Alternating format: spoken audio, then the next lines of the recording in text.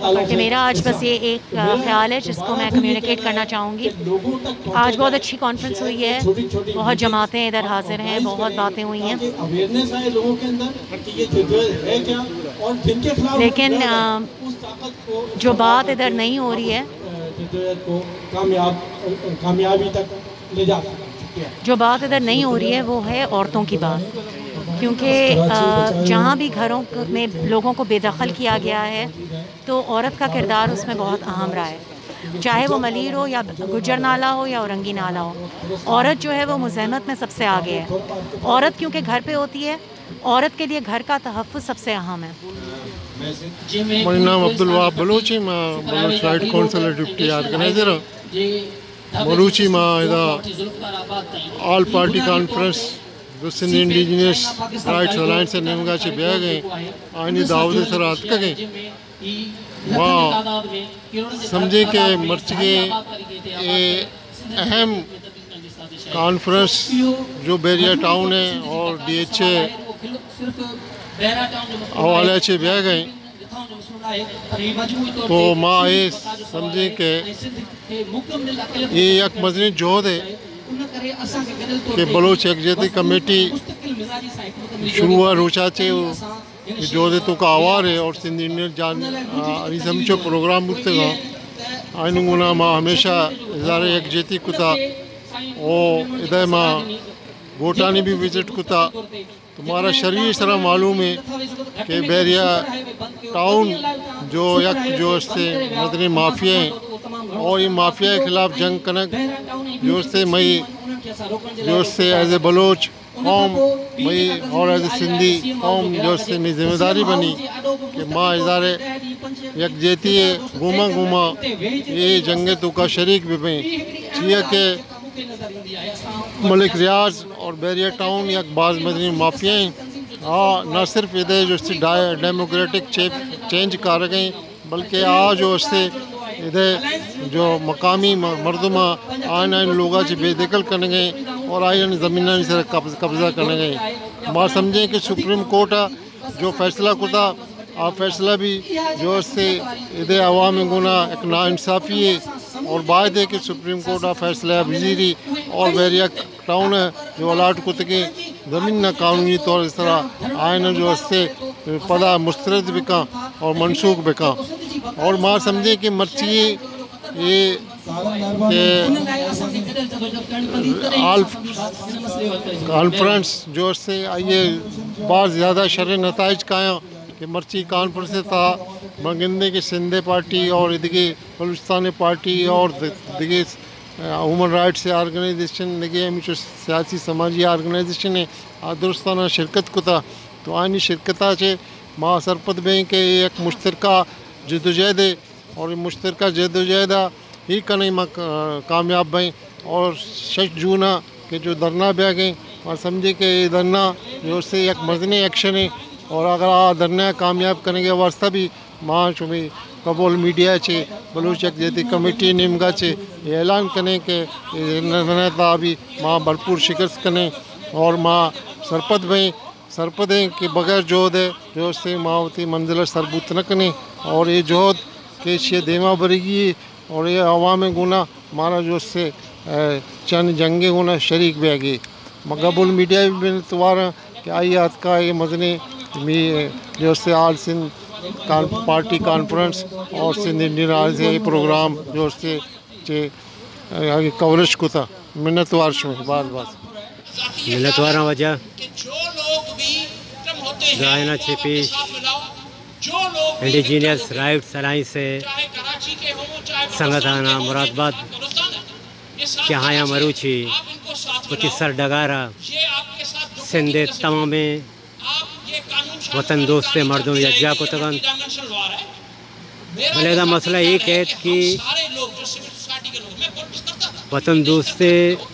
مردمہ ہگا کار بکتے مروچی مائدہ اے وڑا ای دیوان ایر نہ کو تگا زانگمی بھی کہ میں کوتاہی ہوں میں کمزوری ہوں کہ ہاں یہاں چھ دگران فائدہ چس کو تگو مروچی ماں ای جا گیا سر بھی تگی. من ایک چیز مارا ہوں محسوس کرنا آئیش ہے کہ बड़े बड़े मर्दमदात का जम बीत गा बड़े बड़े फिक्र अयाला के से दर्शन कर गए हैं। तो ये चीज़ें खासकर मन नोट कर गया आईशिन कि हर पार्टी सरों की आकैत मारा एक पंत नसीहत दन हाँ हमें घुषित ई कार कनक भी ये वड़ा शुरू कनक भी बाहेदे में चुश भी कने बाहेदे ई वड़ा भी पहले हरमानी गप पे कि यक भी चुशे मर्द में किसने आया ये दीवाना बार दौड़ तगत ये नगोश्त के माँ मरूची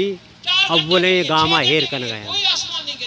कि कार ये वड़ा कनक भी ब्यायता मैं पूछता तो जानगी भी कि दनिंगा माँ हमें आसरा लिस्टगे कि वाजह गबोल साहब के चीज़ें बेकंत इंडिजिनियस राइट से के हफीज़ बलूच चीज़ें बेकंत तो माँ हमें ये पूछता रहे बलूचा गुश्ता की बास कमज़ोरा के कमान तीरा नवार आगा एदा मरूची से 400 मर्दम जम बीता मारा इवड़े से 400 मर्दमा ने जम बह गए इच कासे किससे नपे लेस भले हगा माँ दा किससे हफीज़ बड़े मर्दम पैदा कोत तो गुड़ माँ सरपंच वहाँ के मावती मंजिला दस्त करे मेहनतवारा वजह आऊँ एडवोकेट अहमद नवाज़ इनकलाबी मरकज़ी जनरल सेक्रेटरी सिंध हारी कमेटी अज कराची जे हादी बख्श गबोल गोठ में जेका थियल APC है ऐं सम्झां थो त हीउ हिकिड़ो जेको वक़्तायती विख आहे वक़्तायतो क़दम आहे त सिंध दोस्त धुरनि खे गॾिजी विहारे करे गॾियल तौर ते लाइ अमल जोड़िजे। उन में सिंध हारी कमेटी जे तरफ़ां असांजो मरकज़ी सदर समर हैदर जतोई जे अॻुवाणी में वफ़द आयो आहे। असीं सभु हिननि मुतासिरनि सां गॾु आहियूं। ही बहरिया टाउन DHA समेत ज़ुल्फ़िकार ही जेका धारियुनि जी यलगार आहे जेका सिंध जे ज़मीननि ते कब्ज़ो आहे सिंध हारी कमेटी हिनखे पहिरीं बि कंडेम कयो आहे अॼु बि असां कंडेम कयूं था ऐं असां सम्झूं था त जेकॾहिं अॼु बि सिंध जा माण्हू न उथिया ऐं सिंध जा हारी मज़दूर पोरे त गॾिजी करे इन अमल ख़िलाफ़ बि न उथिया त यकीनन पोइ जेको सिंध जो मुस्तक़बिल हूंदो उहो ॾाढो भयानक हूंदो ऐं असीं पंहिंजे ई धरतीअ ते जेको अक़लियत में हूंदासीं ऐं असांजे जेके मुस्तक़बिल जा फ़ैसिला हूंदा उहे धारियुनि जे हथ में हूंदा। ऐं इहा हिकिड़ी ॾुखाईंदड़ ॻाल्हि आहे त असांजो मुस्तक़बिल एॾो जेको आहे उहो ख़राबु हुजे। सिंधी क़ौम मञूं था त जेको आहे उहा हमलावर क़ौम न आहे रही पर सिंधी क़ौम जी तारीख़ रही आहे त जॾहिं बि पंहिंजे धरतीअ ते पंहिंजे वसीलनि ते कब्ज़ा थिया आहिनि त सिंध जे माण्हुनि उनजो भरपूर जेको आहे दिफ़ा कयो आहे। जॾहिं कालाबाग डैम जो ऐलान थियो त सिंध जे माण्हुनि मज़ाहिमत कई। थर कैनाल जेको आहे उहो गैर क़ानूनी तौर ते हलाइण जी ॻाल्हि थी त उन ते सिंध जे माण्हुनि जेको आहे रेज़िस्ट कयो। जॾहिं सिंध जे अंदरि ॿिटे मकानी निज़ाम जेको आहे लागू कयो वियो उन ते बि सिंध जा माण्हू उथी खड़ा थिया ऐं उहो वापसि वठिणो पियो। अॼु बि हीअ जेका धरतीअ ते वालार आहे धरतीअ जे माण्हुनि खे जेको आहे अक़लियत में तब्दील कयो पियो वञे इहा यकीनन हिकु ग़लति अमल आहे। इनखे असां कंडेम कयूं था ऐं सिंध हारी कमेटी सम्झे थी त इन अमल जे लाइ सिंध जे धुरियुनि खे गॾिजणो पवंदो ऐं गॾिजी करे मुतहिद थी करे जेको आहे उहो कमु करिणो पवंदो। इन ते भरपूर जेको आहे उहो तहरीक हलाइण जी ज़रूरत आहे। जेकॾहिं अॼु बि धुरियूं मुतहिद न थियूं त पोइ इंतिहाई जेको आहे उहो ख़राबु सूरत हाल पैदा थींदी। अलाह न करे जो असां पंहिंजे ई धरतीअ ते फ़लस्तीन जी आहे उहा असां सूरत हाल ते असीं धिकिजी वञूं। ऐं सिंध जे तमामु शऊरी धुरनि खे इहा चवां थो त हीउ वक़्तु लीडरशिप क़यादत उनजो न आहे। हीउ वक़्तु धरतीअ जी बका जो आहे। जॾहिं धरतीअ जी बका जी ॻाल्हि अचे त पोइ क़यादत लीडर सभु कारकुन थी ऐं सिंधी थी करे सोचनि ऐं सिंधी थी करे हिकु आम माण्हू थी करे जेको आहे उहो झंडो खणी निकिरनि। यकीनन धरतीअ जे बका खां वधीक को बि जेको आहे न आहे। जॾहिं सिंध जो वजूद ख़तरे में हुजे सिंध जे माण्हुनि जो वजूद ख़तरे में हुजे त इन खां वधीक ॿी का बि जेको आहे उहा शइ थी नथी सघे। असां सिंध हारी कमेटी पंहिंजो भरपूर किरदारु अदा कंदी। असां खां जेको बि थियो असां हर क़ुर्बानी ॾियण जे लाइ तयारु आहियूं ऐं असां आख़िरी दम ताईं हिन जिदोजहद में गॾु आहियूं। अॼु जेको बि लाइअमल जुड़े थो उन जेको आहे सिंध इंटेलिजेंस राइट्स अलायंस जे तरफ़ां जेका APC थी आहे उन में जेको बि हिकमत अमली तयारु थींदी उन में बि सिंध हारी कमेटी गॾु आहे ऐं सिंध हारी कमेटी अकेले तौर ते बि विढ़ंदी गॾियल तौर ते बि विढ़ंदी ऐं आख़िरी दम ताईं विढ़ंदासीं। ऐं हीअ जेके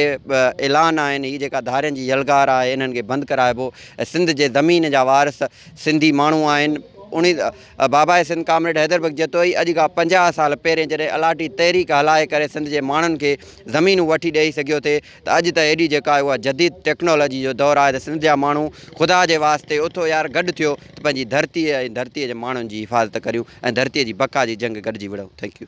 जीअं त असां तव्हांखे सॼो प्रोग्राम ॾेखारियो ऐं इंडिजिनस राइट्स अलायंस सिंध जे तरफ़ां हिकिड़ो अज़ीम शान ऑल पार्टीज़ कॉन्फ्रेंस घुरायो वियो हो जेको हींअर पंहिंजे इख़्तिताम ते पहुतो आहे ऐं इन दौरान जेके मुक़ररीन हुया उन्हनि जा सभिनी जा असां तव्हांखे तक़रीरूं ॿुधाया। जेके कुझु माण्हू हाज़रीन वेठा हुया उन्हनि जा कमेंट्स बि असां तव्हांखे ॿुधाया। बहरहाल नाज़रीन, आख़िर में जेको करारदाद पेश कयो वियो आहे उहो बि इहो हुया जेके उहो बि असां तव्हांखे ॿुधाया। अब्दुल ख़ालिक जुनेजा साहिब जेकी पेश कया हिते अॼु जे हिन करारदाद मां जेको हिननि जो मुतालबो हो इहो हो त भई जेके बैरिया टाउन जिन ॻोठनि ते कब्ज़ो कयो आहे उन्हनि ॻोठनि खे ख़ाली कया वञनि। हिते जे मक़ामी माण्हुनि जो जेके बनियूं ज़मीनूं जेकी उन्हनि कब्ज़ा कया उहे फौरी तौरु ख़ाली कया वञनि ऐं बैरिया टाउन टोटल हिकिड़ो जेको आहे सो गैर क़ानूनी आहे उनखे जेको सुप्रीम कोर्ट जो फ़ैसिलो आहे उनखे फ़ौरन उन हालत में बहाल करे इनखे गैर क़ानूनी करार ॾिनो वञे। उन खां अलावा जेके बि सिंध में मेगा प्रोजेक्ट्स आहिनि उहे सभु उन्हनि खे गैर क़ानूनी करार ॾेई उन्हनि जो NOC रद्द कयो वञे। दोस्तो, वधीक तफ़सील तव्हां हिन कॉन्फ्रेंस में मुक़ररीन खां ऐं इहो दोस्तनि खां ॿुधो आहे। अॼु जे हिन पूरी हिन टीम में मूंसां गॾु जेके मुंहिंजा साथी हुया आसिफ़ अली गबोल, राशिद गबोल ऐं मोहम्मद आरिफ़ गबोल जिन अॼोके हिन में प्रोग्राम में मुंहिंजो भरपूर साथ ॾिनो ऐं बरहरमानी जो शुक्रिया अदा थो कयां। आख़िर में मां दोस्तो तव्हां खां इजाज़त वठंदुसि। अकबर गबोल, हादी बख्श गबोल ॻोठ, काठोड़, मलीर, कराची।